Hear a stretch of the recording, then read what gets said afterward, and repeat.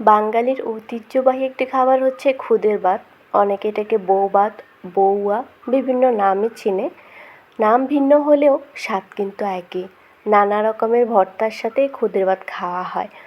তো আজকে আপনাদের সাথে আমি শেয়ার করব আমি কিভাবে 11 পদের ভর্তা বানিয়েছি আর সাথে খুদের ভাত রান্না করেছি। আসসালামু আলাইকুম, সেলিনা কুকিং হাউস চ্যানেলে আপনাকে স্বাগতম। আশা করি যেখান থেকে দেখছেন অনেক বেশি ভালো আছেন। আর আপনি যদি আমার চ্যানেলে নতুন ভিডিও দেখে থাকেন, প্লিজ চ্যানেলটি সাবস্ক্রাইব করে দেবেন আর পাশে থাকা বেল আইকনে ক্লিক করে রাখুন। তাহলে এমন মজার মজার রেসিপির নোটিফিকেশান আপনার ফোনে চলে যাবে আর আপনি সময় সুযোগ মতো দেখে নিতে পারেন। আর যদি ফেসবুক পেজ থেকে দেখে থাকেন, প্লিজ পেজটি ফলো দিয়ে পাশেই থাকবেন। তো এখন চলে যাচ্ছি মূল রেসিপিতে। আমি কীভাবে আজকে খুদে ভাত রান্না করেছি, কীভাবে 11 রকমের ভর্তা বানিয়েছি। এখানে আমি আতপ চাউলের খুদটা নিয়েছি, আপনারা চাইলে সিদ্ধ চাউলের খুদের চালটাও নিতে পারেন। এটাকে ভালোভাবে পানি দিয়ে ধুয়ে পানি ঝরিয়ে নিয়েছি। যেহেতু এটা হাতে মেখে রান্না করব, তো সেই জন্য একটা পাতিলে আমি সবগুলো চাল নিয়ে নিয়েছি। সাথে কয়েকটা শুকনো মরিচ দিয়েছি। শুকনো মরিচ দেওয়ার কারণে ফ্লেভারটা কিন্তু খুব সুন্দর আসবে। সাথে কাঁচামরিচ ফালিও দিয়ে দিয়েছি। পেঁয়াজ কুচি আর রসুন কুচি দিয়ে স্বাদ মতো লবণ দিয়েছি। আর সুন্দর কালারের জন্য একটু হলুদ গুঁড়ো দিয়েছি। আপনারা চাইলে হলুদ গুঁড়োটা স্কিপও করতে পারেন। এখন দিয়ে দিচ্ছি সয়াবিন তেল। আপনারা চাইলে সরিষার তেলটাও ব্যবহার করতে পারেন। তারপরে সব কিছু খুব ভালোভাবে আমি হাতে মেখে নেব। আর এখানে আমি গরম পানি ব্যবহার করব, তো সেই জন্য আমি যে পরিমাণ চাল নিয়েছি তার ডাবল পানি আমি ফুটিয়ে নিয়েছি। সেই পানিটা দিয়ে খুব ভালোভাবে নেড়ে ছেড়ে চুলায় বসিয়ে দিচ্ছি। এখন দেখুন ভাতটা কিন্তু ফুটে এসেছে। খুব ভালোভাবে নেড়ে ছেড়ে এভাবে আমি পোলাও সিস্টেমে রান্নাটা করে নিব। এই পর্যায়ে চুলার আঁচটা একদম কমিয়ে দিব। তারপরে সিদ্ধ হয়ে ঝরঝরা হওয়া পর্যন্ত আমি এটাকে কিন্তু দমিয়ে রেখে দিব। তো ভর্তা বানানোর জন্য এখানে আমি কাঁঠালের বিচি নিয়েছি, সাথে একটা ডিম দিয়ে দিচ্ছি আর কয়েকটা আলু। এগুলো যেহেতু সিদ্ধ করব, সব একসাথে দিয়ে সিদ্ধ করে নিচ্ছি। আর ভর্তা বানানোর জন্য আমি মরিচ টেলে নিচ্ছি, কাঁচা মরিচ। সাথে আমি এখন রসুনটাও টেলে নেব। ভর্তা অনেক আইটেম একসাথে করতে গেলে আপনি যদি রসুন, পেঁয়াজ, মরিচ এগুলো আগে থেকে রেডি করে রাখেন, তাহলে কিন্তু খুব সহজেই কাজটা শেষ হয়ে যায়। আর আমি শুকনো মরিচটাও এভাবে টেলে ব্লেন্ড করে গুঁড়ি করে নিয়েছি। তো প্রথমে আলু ভর্তাটা করে নিচ্ছি। কাঁচা পেঁয়াজ, লবণ আর মরিচের গুঁড়া দিয়ে ভালো করে চটকে আমি ভর্তাটা করে নিচ্ছি। আলু ভর্তা তো আমরা সবাই পারি। তো হাতে মাখা ভর্তাগুলো একসাথে করে নিব আমি। সব কিছু কিন্তু আগে রেডি করে নিয়েছি, কিন্তু আপনাদের বোঝার সুবিধার্থে আমি একটার পর একটা দেখিয়ে দিচ্ছি এভাবে আর কি। তো এখন ডিম ভর্তাটা করে নিব।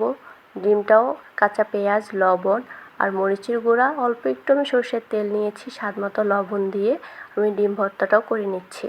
ঢ্যাঁড়স ভর্তা করার জন্য প্রথমে পানিটা ফুটিয়ে নিয়েছি। এখন ঢ্যাঁড়স দিয়ে দিচ্ছি, স্বাদ মতো একটু লবণ দিয়ে ঢাকনা দিয়ে এটাকে সিদ্ধ করে নিব। সিদ্ধ হয়ে যাওয়ার পরে ঠান্ডা করে ভর্তাটা করে নিচ্ছি কাঁচা পেঁয়াজ দিয়ে। আর এখানে আমি মরিচ যে টেলে নিয়েছি, কাঁচা মরিচ, সেটাকে পেস্ট করে ব্যবহার করছি। আপনারা চাইলে শুকনো মরিচটাও ব্যবহার করতে পারেন। তো স্বাদ মতো লবণ দিয়ে চটকে আমি কিন্তু ঢ্যাঁড়স ভর্তাটা করে নিয়েছি। একটা ফ্রাই প্যানে কিছুটা তেল দিয়ে আমি টমেটোকে 2 ফালি করে 2টা টমেটোকে এভাবে সিদ্ধ করে নিব। তো আমি যেহেতু এখানে অনেক পদের ভর্তা বানাচ্ছি, সেজন্য আমি কিন্তু অল্প অল্প পরিমাণেই করছি। আপনারা আপনাদের পছন্দ অনুযায়ী কিন্তু নিয়ে নেবেন। তো এখন আমি শুকনো মরিচের গুঁড়া, লবণ, কাঁচা পেঁয়াজ দিয়ে আমি ভর্তাটা করে নিচ্ছি। মিষ্টি কুমড়ো ভর্তা বানানোর জন্য মিষ্টি কুমড়োগুলোকে আমি পাতলা পাতলা করে কেটে নিয়েছি। এখন হলুদ গুঁড়া, মরিচ গুঁড়া, লবণ দিয়ে এগুলোকে তেলের মধ্যে ভেজে নিব। তারপরে কাঁচা পেঁয়াজ আর শুকনো মরিচের গুঁড়া দিয়ে হাতে চটকে ভর্তাটা করে নিব। তো এইভাবে কিন্তু আমি বেগুন ভর্তাটাও করব। বেগুনটাকেও আমি কিন্তু ভেজে নিয়েছি। তারপরে কাঁচা পেঁয়াজ, মরিচ দিয়ে ভর্তাটা করে নিব হাতে চটকে। এখন আমি কালো জিরা টেলে নিচ্ছি। তাওয়া গরম হয়ে যাওয়ার পরে কালো জিরা দিয়েছি। যখন ফুটতে শুরু করেছে তখনই নামিয়ে নিয়েছি। এর থেকে বেশি রাখলে কালো জিরা তিতা লাগে, খেতে ভালো লাগে না। এখন আমি শিলপাটায় চলে এসেছি। কাঁচা মরিচ, ভাজা রসুন, লবণ, কাঁচা পেঁয়াজ দিয়ে আমি ভর্তাটা করে নিচ্ছি পাটায় পিষে। তো আপনারা চাইলে ব্লেন্ডারও করতে পারেন, কিন্তু ব্লেন্ডারে এই কালো জিরাটা একদমই মিহি হয় না আমার কাছে মনে হয়। আর পাটায় পিষে ভর্তার মজাই আলাদা। এখন আগে থেকেই সিদ্ধ করা কাঁঠালের বিচির ভর্তা বানাবো। সাথে দিয়ে দিচ্ছি আমি ভাজা রসুন, শুকনো মরিচের গুঁড়া আর কাঁচা পেঁয়াজ সব কিছু খুব ভালোভাবে পিষে স্বাদমতো লবণ দিয়ে ভর্তাটা কিন্তু করে নিচ্ছি। শুটকির ভর্তা বানানোর জন্য এখানে আমি শুকনো মরিচটাকে একটু পানি দিয়ে সিদ্ধ করে নিচ্ছি, তাহলে এটা কালারটা খুব সুন্দর লাগবে।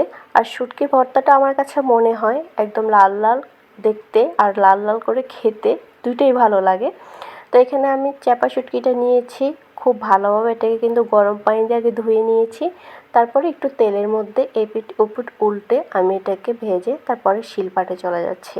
সিদ্ধ করা মরিচ, তারপরে শুটকি, ভাজা রসুন, স্বাদমতো লবণ আর কাঁচা পেঁয়াজ দিয়ে ভালোভাবে পিষে শুটকির ভর্তাটাও করে নিয়েছি।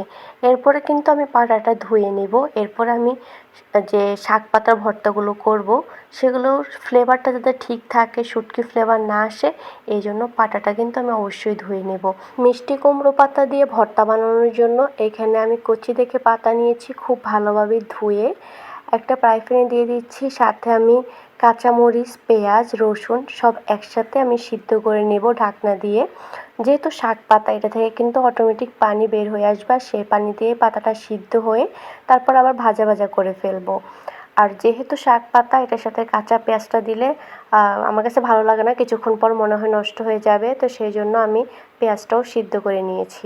তো এখন সব কিছু কিন্তু আমি শিলপাটায় বেটে নিচ্ছি স্বাদমতো লবণ দিয়ে। বরবটির ভর্তা বানানোর জন্য বরবটিটাও সিদ্ধ করে নিব, পেঁয়াজ, কাঁচামরিচ, রসুন সব একসাথে দিয়ে একটু পানি দিয়ে সিদ্ধ করে নিচ্ছি।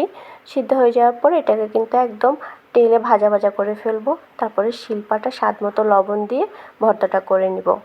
তো এইভাবে আমি 11 পদের ভর্তা বানিয়ে নিয়েছি। দেখুন কতটা লোভনীয় লাগছে। আপনারা চাইলে আপনাদের পছন্দ অনুযায়ী আরও ভর্তা এখানে অ্যাড করতে পারেন। খুদের ভাতটা আসলে ভর্তা দিয়ে অনেক বেশি ভালো লাগে। তা আপনাদের কাছে আমার ভিডিওটি কেমন লাগলো অবশ্যই কমেন্ট করে জানাবেন। কোন জেলা থেকে আমার ভিডিওটি দেখছেন অবশ্যই কমেন্ট করতে ভুলবেন না। আর যদি ভালো লেগে থাকে আপনার প্রিয়জনদের সাথেও ভিডিওটি শেয়ার করবেন। আর প্লিজ আমার চ্যানেলটা একটা সাবস্ক্রাইব করে দিবেন, পাশে থাকা বেল আইকনে ক্লিক করে দিবেন। তো আবার নতুন কোনো ভিডিও নিয়ে আসবো। সে পর্যন্ত সবাই ভালো থাকবেন, সুস্থ থাকবেন। আল্লাহ হাফেজ।